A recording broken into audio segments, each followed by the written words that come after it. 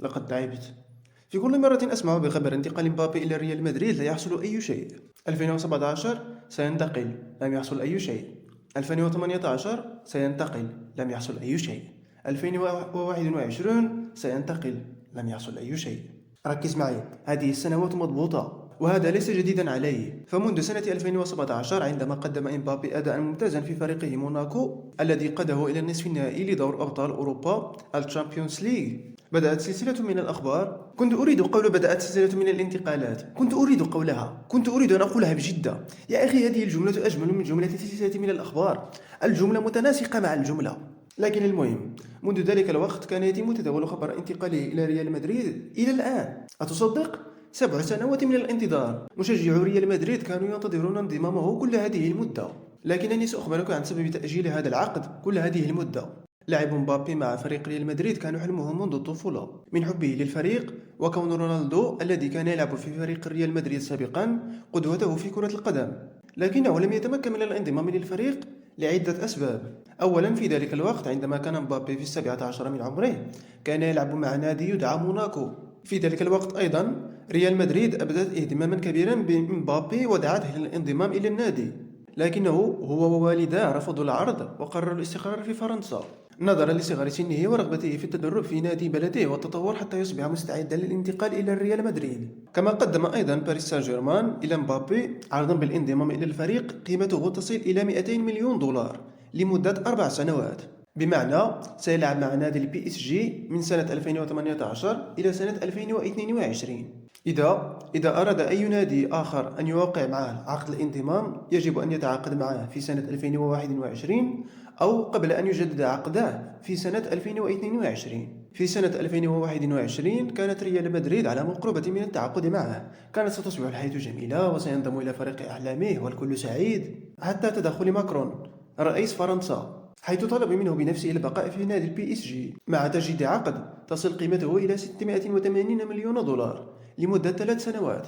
فهذا العرض كان مغري. تخيل معي، رئيس فرنسا نفسه هو من طلب منك البقاء في النادي، والنادي نفسه عرض عليك تجديد العقد بقيمة 680 مليون دولار، أكثر من 3 مرات من ثمن العقد السابق، وفي مدة أقل 3 سنوات وليس 4. فبطبيعة الحال بقي في نادي البي اس جي.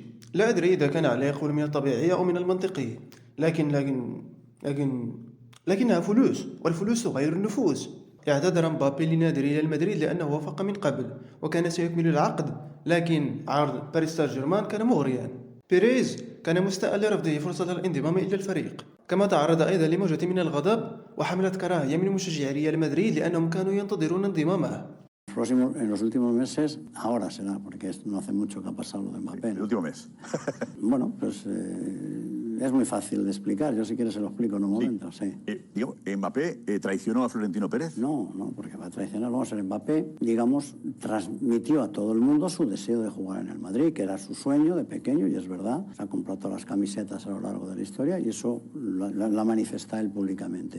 Y su sueño era venir al Madrid. Bueno, lo quisimos hacer, como sabes, en agosto, los últimos días de agosto, no fue posible, no le dejaron, pues él seguía manifestando pues que podría. قال بيريز: الفرصة تأتي مرة واحدة ولا يجب تضييعها.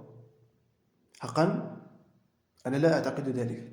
أبحقك من سيرفض راتبا قدره أكثر من 200 مليون دولار سنويا؟ لكن أنا حقا لا أعرف سبب رفضه عرض الانضمام إلى ريال مدريد. هل كان بسبب المال أو بسبب أي شيء آخر؟ لأنه هو نفسه كان يريد الانضمام إلى الفريق في الوقت الحالي ومنذ صغره. لكن فابريزو رومانو الصحفي الشهير والمعروف بأخباره الصادقة والموثوقة أعلن أن كيليان مبابي سينتقل إلى فريق ريال مدريد بشكل رسمي في صيف هذه السنة، سنة 2024. Between Kylian Mbappé and Paris Saint-Germain. Let's jump into the details of the story. Kylian Mbappé has informed Paris Saint-Germain that he's not going to stay at the club beyond this season. So Mbappé will leave Paris Saint-Germain as free agent in summer 2024. The communication from Kylian Mbappé has arrived directly to Nasser Al-Khelaifi. So it's over between PSG and Mbappé.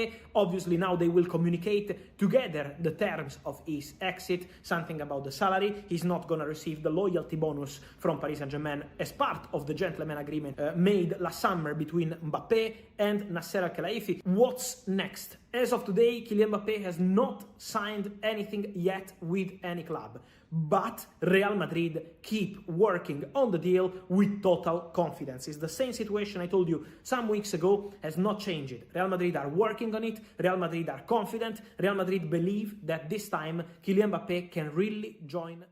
كم ثمن العقد ومدته؟ لا أدري. كما قلت من قبل، لقد تعبت من الأخبار الغير مؤكدة. سنكتشف ذلك عندما يوقع العقد. حاليا مبابي لم يوقع أي عقد مع أي نادي، لكن الآن الأخبار تؤكد أنه هو نفسه صرح بأنه سيغادر باريس سان جيرمان هذا الصيف. أنا أرى أن ريال مدريد هي المهيمنة على دوري أبطال أوروبا.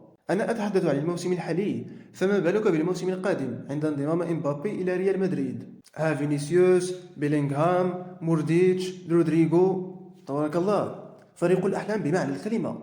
هذه كلمة للذكرى. من يدري من سيكون الفريق الذي سيصدمنا في الموسم القادم لأبطال أوروبا؟ أنا الآن أرى فقط ريال مدريد وبايرن ميونخ ومانشستر سيتي. برشلونة في القاع، النادي يحتضر. هذه هي نهاية الفيديو. إذا أعجبك الفيديو لا تنسى الضغط على زر لايك والاشتراك في القناة إذا كانت هذه أول مرة تتابع فيها محتوانا. أعانكم الله بالخير والسلام.